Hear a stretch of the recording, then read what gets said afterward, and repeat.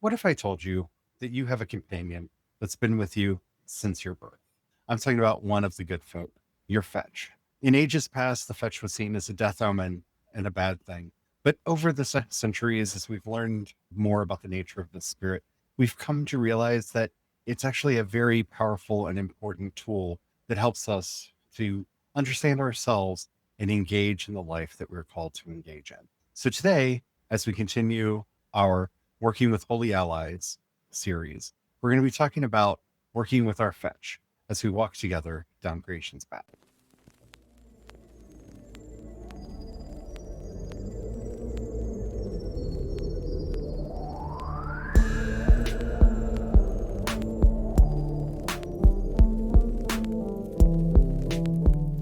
Hello, everyone. My name is Charlie, and I'm a Christopagan Druid and Priest of Bridget. Hello, everyone. My name is Brian. I'm a Christopagan Druid and sous chef to the Dagda. And today we welcome the full moon. This is a path of via transformativa. I know, I don't know why I did it with spooky voice. I always think Halloween because every day is Halloween to me. This month, we really should be thinking about discernment, not judgment. We could all use a lot more discernment and not judgment in our lives. So that's our word of the day. All right, so today we're going to be talking about the fetch. There's a lot of different things to say here, and I'm going to be bringing in a lot of stuff here that is not normally talked about when talking about the fetch, and I think that's going to upset some people. I can think of at least one person in particular, but please roll with me. I think you'll get to where I'm going in the end. Your statement, as I see my earlier statement, discernment, not judgment. The way the fetch appears in folklore and mythology is generally as a death omen. When somebody is dying, their fetch will often appear to others, to friends and family. And when they see the fetch, they know, oh no, this person is leaving us. It's also said that if you encounter your own fetch at the wrong time of day, it is a death omen. I don't have a lot of faith in that part of the tradition. I think that's mostly when you're getting closer to crossing over to leaving this body, you are more apt to see the spirits that are around you. And so that's where that came from. In my own personal experience, I don't think we need to set what time of day we are dealing with our fetch or we are calling upon our own death. I don't think that's a thing at all. But the fetch is a member of the good folk who has walked with us every day since our birth. They are different from our guardian angel, but they are always and forever with us. I was curious, how can you tell the difference between, is it your fetch? Is it your holy guardian angel? Is it another good folk that just happened to be hanging out for a while? How does one discern, since that is the word of the day? The fetch and the HGA, the holy guardian angel. Well, Your really, holy does the guardian, fetch any of it? the holy guardian angel, depending on the tradition that you're coming from, is either a manifestation of your true higher self. Sometimes the fetch is even seen as a manifestation of your own true higher self, or it is the spirit that is sent to you to guard and protect you. My own experience with my HGA is very much born out of my personal experience and experiences shared with others when we've talked about this. The holy guardian is the silent bodyguard that walks around with you, like sometimes not always silent, but their interest is in keeping you safe, keeping you secure, keeping you on the path. The fetch, in my experience, is generally very good people, much more playful, much more freewheeling, much more imaginative in the way they interact with the world. Also, your fetch is a shapeshifter. They will often appear to you as you, and they will look like your spiritual twin or doppelganger. The guardian angel almost never does. And I can't think of a clear example of a holy guardian angel that did appear as an exact duplicate of another person, of the same person. Because they usually look different because they are different in some way, shape, or form. But the fetch is a shapeshifter, so they could appear to you in the form of an animal. A lot of people encounter their fetch in the form of an animal guide. Fetch is not a familiar. Familiars are completely different things that we can talk about on a future episode if somebody wants us to. But a fetch and a familiar are not the same thing. Usually, they do not appear to you openly. They're something you have to cultivate a relationship with. In my own fetch work, it took maybe a month or two of entering into that trance state, inviting them and waiting for them to show up and for us to start having initial conversations. It took a lot of time after that for them to share their name with me. They're cautious because it's like learning to meet your shadow, but not in a Jungian sense. They generally walk two steps behind, experiencing vicariously with you, but are not overtly active in your life. That's getting this image of the kid at the dance that stands in the back corner of the room, watches and observes the whole dance going on, but doesn't usually participate.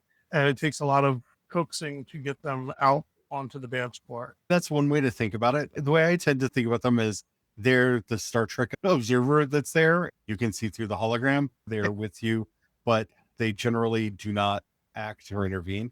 In fact, I tend to believe, and I see this in a lot of people who have been doing fetch work, that the reason they became known as death is when something bad is happening with the person they're entangled with, they go for help. And especially in the olden days when travel was not as quick, by the time help arrived, it was already too late. That seems to be a better explanation of the fetch as a death omen than anything else. Now, there's a lot of arguments about where the idea of the fetch came from, that this may be something native to Scottish and Irish culture, or it may have been introduced during the Viking invasions of Scotland and Ireland. I don't think religion or spirituality is ever that clean. I think it's probably 6 of one and half a dozen of the other. The words that are similar in the Norse language are not similar enough. I think what happened is the two ideas may have merged and met with each other. I know from my own experience, when wrestling with certain topics, I will find that I may have had experiences and an awareness of a thing, and then the concept came in from, say, a different source with their language and the words for it. It was the same thing. I just didn't have that language up until that point. So sometimes I might adopt the language from the other thing because they're the ones that gave me some of that concrete thinking. I wonder if that's the case here, where they already had the experiences, they just hadn't worked out some of the more concrete thoughts, the communicatable, I guess, the teachable knowledge that can be handed from one to another. They only have the experience, the wisdom of it. I think a lot of people experience their fetch as a voice in their head when they're debating with themselves. You find yourself wrestling with an idea and inextricably on two sides of it. I think in my own life, when I have those internal struggles, that's actually what's going on. I and my fetch have different ideas about the proper way to move forward on a topic is. And it's a kind of manifesting in my life, if you will, as this kind of internal debate of, I can see both sides. I don't know which way to take. I really feel drawn to both. And I will say that unlike your guardian angel or the Holy Spirit or Jesus, the ones that we've talked about previously, where if you can truly discern a stirring drawing you to a certain direction from one of them, it's probably a wise idea to go that way. You should think of your fetch more like your best friend. They often have your best interest at heart, but sometimes they would be more entertained or find it more interesting if other choices were made. So it's not always the best option or decision for you, but it would be more entertaining for them. That is the biggest difference in working with your fetch and working with any of the other spirits or the guardian, is that the fetch has its own interests. It has its own morality that may or may not align with yours. Working together is like working with any of the good folk, a contractual thing. You do not automatically agree. You do not automatically accept gifts. You do not automatically go into a working relationship with this spirit. It's one that you really need to negotiate and make sure that you have clear, defined parameters on what the relationship and the working together will entail, because this is a spirit that will be with you for the rest of your life. I do not know of a way of banishing the fetch. I do not know of a way to do that. I don't think that it's possible while you are alive. It is with you your whole life. Anyhow, I know for myself, when we started working with our fetches and learning more about that, I realized, oh, that was my HGA, that was my fetch. And I started to see those moments where I could see the difference and started to learn. And I know for myself, when learning to embrace my fetch and to understand the different moments when it was a fetch, my fetch definitely has a fool around and find out demeanor, about it. It really finds it very entertaining to a degree. Now, like a best friend that's more mischievous, my fetch doesn't let me get into too much trouble. It's not going to let me do something absolutely stupid.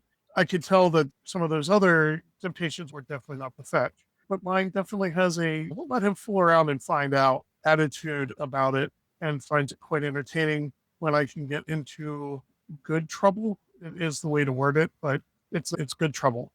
Kind of trouble where you're not trouble, but you're still trouble. I tend to find that my personal fetch is much more of a scrapper than I currently am. I look back at my earlier life when I was much more of a scrapper, and I was listening to it more than I do now. I think that's a good thing. I'm not saying my fetch is more combative than I am. I think we're both well suited into, oh, if we need to go to war, let's go to war.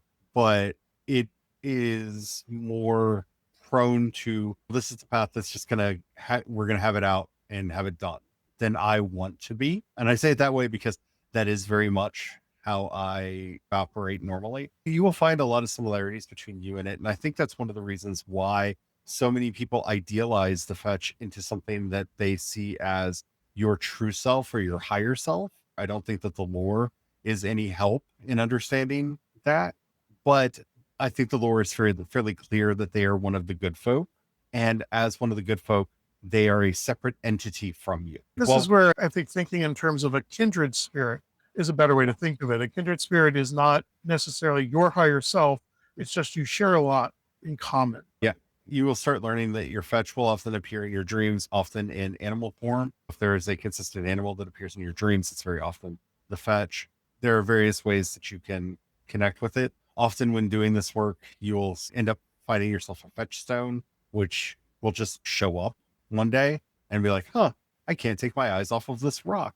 And it may have certain qualities that attract your attention. It might be some form of crystal or whatnot. The actual fetch stone that I have for mine came through a gift.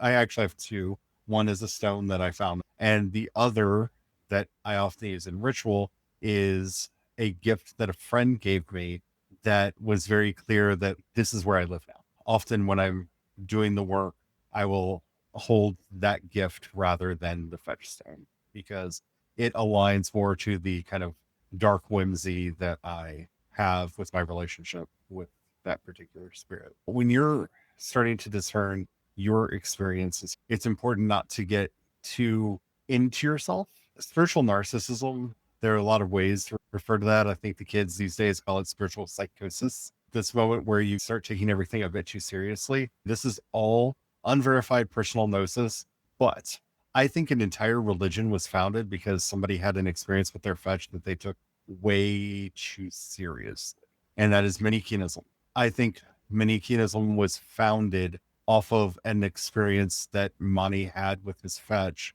that he blew all out of proportion and started a religion because he was imprisoned for being a Christian. If you don't know the story of Mani, the origin story of Manichaeism, he was imprisoned for being a Christian. And while he was in prison, he met his spiritual twin, and the twin broke him out of prison. I have seen fetches do a lot of things. I could wholeheartedly accept that it could find a way to unlock a locked door. And then he went on to start preaching a very unique version of Christianity that ended up developing into its own unique religion, where he proclaimed himself not just a prophet, but the paraclete that was promised, the second teacher promised from Jesus, and created a very interesting dualistic faith that some classify as Gnostic. I would not classify Manichaeism as Gnostic, but that's a whole episode in and of itself. My personal feels when I read the stories of how Mani had his first visions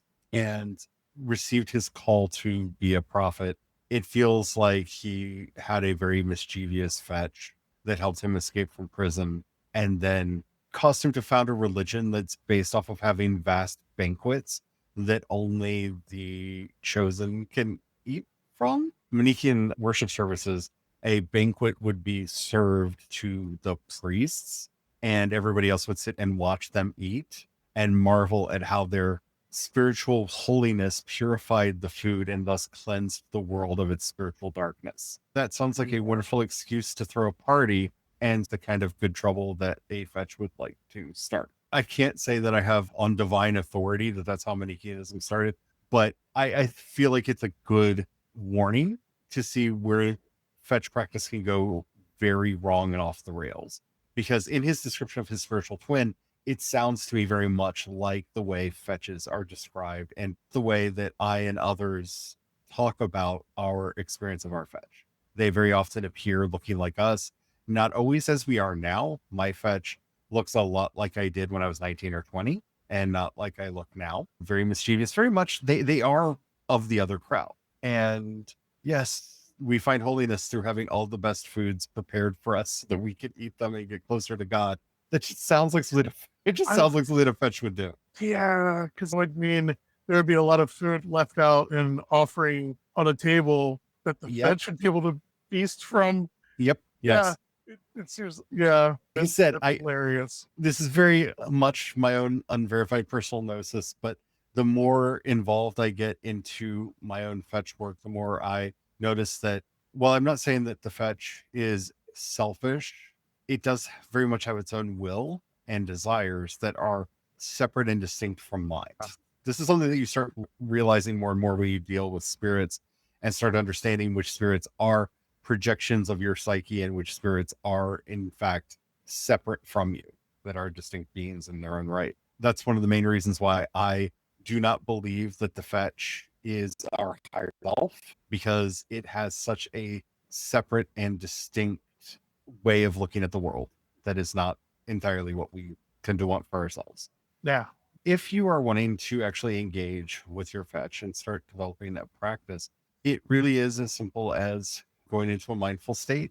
If you've learned how to enter your own sacred grove, which we have on our sister podcast, The Hollowstead, there is a meditation there that will help you get into your sacred grove, enter your light body, and be present there, and invite it to come and appear in front of you. Be mindful of what appears, because we are not looking for a projection of our own imagination. Often, when dealing with angels, if you do not feel the presence, you can invoke and draw in that energy, because an angel is a manifestation of the particular energy that you're invoking. You can pretend that the angel is there if it doesn't automatically appear, and invoke that presence in front of you. The fetch is not something you can do that with, because it is there. It just has chosen not to make itself known. And that's really what we're dealing with here. I often explain to people that dealing with the little people or the good folk, the good neighbors, is like dealing with cats. You have to earn their trust. If you've ever met a cat for the first time, very often they will be skittish and run away, and they don't like having that attention put on them. And this is true with a lot of the good neighbors. They are not used to being seen. Some of them do not want to be seen, and they do kind of scatter and hide. You have to acclimatize them to your presence and get them used to the idea that you're here, that you're not a threat, and that you're willing to have this conversation. And you would think that a spirit that's been with you since your birth would know you well enough. That wouldn't be an issue. But think about somebody that you went to school with that you never talked to, and they suddenly turn around in the desk and say, hey, blah, blah, blah, and call you by name and start talking to you out of the blue. Yeah, I like to think of that Star Trek reference. Imagine if you, as the observed citizen of this planet, suddenly turned to the cloaked blind where the observer's sitting and address them directly. That Star Trek person's going to freak out for a moment. They're going to have panic because they're like, in violation of the protocol here. Be kind, be patient, and just be there. Eventually they will show up and you can start having a conversation. And remember, when dealing with any of the good folk, it's about negotiation. Let them know what you want help with, what you would like them to be more involved with. Ask them what they would like to offer. What do they want to be doing? How would they like to be more active in your life?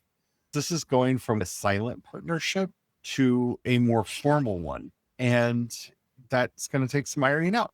You're going to have to go through a negotiation period and figure out how to make it work. And you'll know that everything's going when you find your fetch stuff. And it will be in a strange place. Like, it could just be you're taking a nature hike, you see a rock on the side of the road, or you go out your front door and there's a rock just sitting on your front step, or you go out to your car and there's a really pretty pebble sitting on top of your car right over the door, like it very often will show up in a strange way. Like it'll be either your eye will be drawn to it, or it will just be like, you'll sit down and be like, why am I sitting on a rock? Oh, wait, here it is. And then start working on your relationship from there. There are some really good books to help you with this. Morgan Daimler in Fairycraft has a lot of good advice, as does Danu Forrest in Wild Magic. Both are good books, and I recommend anything by Morgan Daimler. Very good books. It's a very interesting experience, and you will learn a lot about yourself, but not in the way that you think. Like I said, it's a best friend that you've had your entire life that you didn't know you had. It's a very interesting experience that I highly recommend you work on. If you've worked with your fetch before, if you've had dreams about talking to yourself, that might be your fetch. If there's a particular animal that appears in your dreams, and I'm not saying that all animal guides are your fetch, but very often an animal guide is your fetch, especially if you do not come from a tradition that has animal guides as a part of it. If your complexion looks like mine or Brian's, there's a good chance that you're not actually interacting with an animal guide, but with a fetch. That is typically not a part of our traditions. The traditions that it is part of are usually closed traditions that you have to be initiated into. Sorry if that breaks anybody's heart, but let me know your experiences in the comments. I always love to see how you all have interacted with these ideas before, or if you have any other questions that you would like us to use to make for future episodes on this topic. If you're listening to us on YouTube, Spotify, or CreationsPaths.com, you can leave a comment right there. If you're listening to us anywhere else, even if they say you can leave a comment, they don't notify us, so we won't know. But you can leave a comment there anyway, because engagement is magic. And then head over to CreationsPaths.com, click on chat, and you can leave a message there, and we will see it, and we will be able to get back to you. While you're there, if you happen to have a few dollars, you can pass our way. We offer monthly and annual memberships. You can also support us on Patreon and Ko-fi. I am CE Dorset on both, and you can support us using the Cash App hashtag CreationsPaths. Thank you to everybody who does that. We are ever so grateful. Thank you so much. You all really do help us keep the lights on, keep a roof over our head, and food on our table. If we've ever said anything that's helped you out, please share it with others. That helps us out more than you know. I'm going to end this episode by saying a prayer. I don't always pray to the fetch, but I do talk to them. But I know in my fetch's name, talk to them by their name. I'm not saying my fetch's name because I have not been given permission to do that. Once you know a spirit's name, that does not give you the right to tell that spirit's name to everyone you meet. Oh, dear fetch, who has walked with me my entire life, reveal yourself to me so that I might see you and know you, and we may develop a stronger working relationship together to make this life everything that it can be for us both. Amen. Amen.